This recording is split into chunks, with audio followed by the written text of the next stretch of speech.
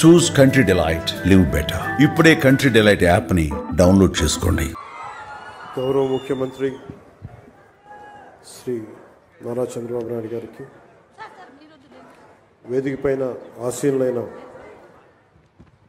మంత్రివర్గ సహచరులకి, ఉన్నతాధికారులందరికీ, ఇక్కడికి విచ్చేసిన విశిష్ట అతిథులందరికీ పేరు పేరున నా హృదయపూర్వక నమస్కారం. ఈ పర్యావరణ దినోత్సవం రోజున ఏం చెప్పాలి, ఏం మాట్లాడాలి అని అనుకుంటే నాకు కొమిర అంకారావు గారికి ఉన్నంత అర్హత నాకు లేదనిపించింది. అంటే ఒక 14 ఏళ్ల వయసులో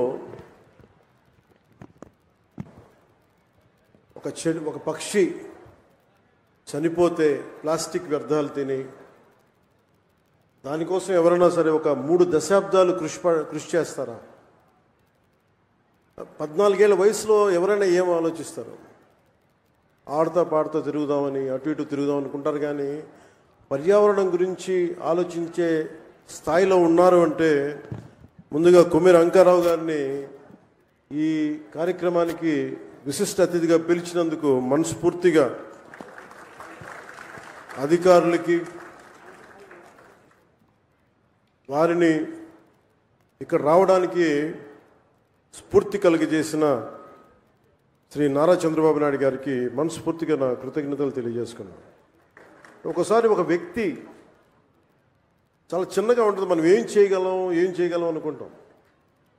నాకు ఆయన్ని గురించి చదువుతూ ఉంటే ఒక నల్లమల పరిరక్షణ కోసం ఆయన పడ్డ తపన, గత కొన్ని సంవత్సరాలుగా ఆయన కొన్ని దశాబ్దాలు, 3 దశాబ్దాలుగా ఆయన చేస్తున్న కృషి చాలా ఇన్స్పిరేషన్ అనిపించింది.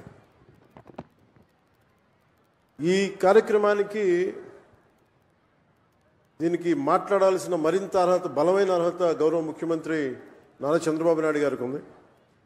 నాకు ఎప్పుడు అర్హత వస్తుందంటే కనీసం నేను ఒక 1 కోటి మొక్కలు మన అంకారావు గారిలాగాను, లేదంటే గౌరవ ముఖ్యమంత్రి నారా చంద్రబాబు నాయుడు గారిలాగా ఒక చెట్టు నీరు కార్యక్రమం లాంటివి చేసిన తర్వాత ఒక స్ఫూర్తిదాయకంగా మాట్లాడే హక్కు నాకు వస్తుంది ఖచ్చితంగా.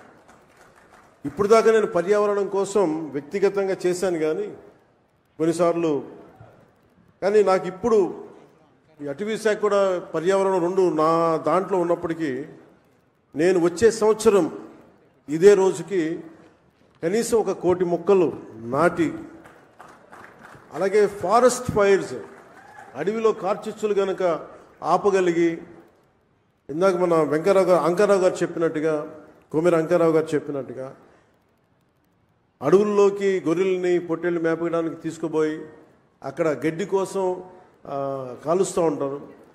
వారికి కొంత అవగాహన సదస్సులు పెంచి వచ్చే సంవత్సరం ఇదే సమయానికి మనస్ఫూర్తిగా మీతోటి అనుభవంతో మాట్లాడతాను. ఒక అటవీ శాఖ మంత్రిగా కావచ్చు, పర్యావరణ శాఖ మంత్రిగా కావచ్చు. అలాగే ఒక్క వాక్యం చెప్పి నేను ముగిస్తాను. చెట్టు అదేదో మనకు ఒక ఆశయమో దానికి, ఇది చెట్టు మనకి ఆధారం. కేవలం పక్షులకి వీటికే కాదు, ప్రతి ఒక్కరికి చెట్టు లేని జీవితాన్ని ఊహించుకోండి. ఇదివరకు మనం పెరిగేటప్పుడు ఒక 30 సంవత్సరాల క్రితం ఎవరన్నా మా ఇంటికి వెళ్ళాలి అంటే అక్కడ పెద్ద మర్రి చెట్టు ఉంటుంది. ఆ మర్రి చెట్టు నుంచి కుడి చేతిలోకి వెళ్తే ఇది దారి ఉంటుంది. ఎవరిని ఇల్లు, ఫ్రెండ్ ఇల్లు తెలియాలంటే ఎలారా మీ ఇంటికి రావడం అంటే మా ఇంటి ముందు గోరింటాకు చెట్టు ఉంటుంది. ఇట్లాంటివన్నీ పోయినాయి. ఇప్పుడు అసలు చెట్టే ఆనవాళ్ళు అయ్యేది. అలాంటి చెట్లని మనం సంరక్షించుకోవడం మానేసాం. కానీ అదృష్టవశాత్తు మనకి ప్రకృతిని పరిరక్షించగలిగే అవగాహన ఉన్న ఒక బలమైన వ్యక్తి మనకి ముఖ్యమంత్రిగా ఉన్నారు మనకి. అందుకు మనం నిజంగా మనం గర్వించాలి. ఈరోజు మా అందరికీ కూడా ఆయన ఇచ్చిన టార్గెట్స్, ప్రతి చోట 33% ఉండాలి ఫారెస్ట్ కవర్ అంటే, మా అందరికి ఇచ్చిన టార్గెట్ ఒక 50% ఆంధ్రప్రదేశ్లో ఉండాలి. ఆంధ్రప్రదేశ్ తలమానికంగా ఉండాలి ఈ పర్యావరణానికి సంబంధించి కానీ, అటవీ సంరక్షణకు కానీ, నగర వనాలకు కానీ, చెట్లు విరివిగా పెంచడానికి కానీ, వారిని స్ఫూర్తిగా తీసుకొని వచ్చేసారి మనస్ఫూర్తిగా కలుస్తాం తెలియజేసుకుంటూ, మీ అందరికీ మనస్ఫూర్తిగా ఈరోజు గౌరవ ముఖ్యమంత్రి గారు ఏం చెప్తారనేది మీతో పాటు నేను కూడా వినటానికి సంసిద్ధంగా ఉన్నాను.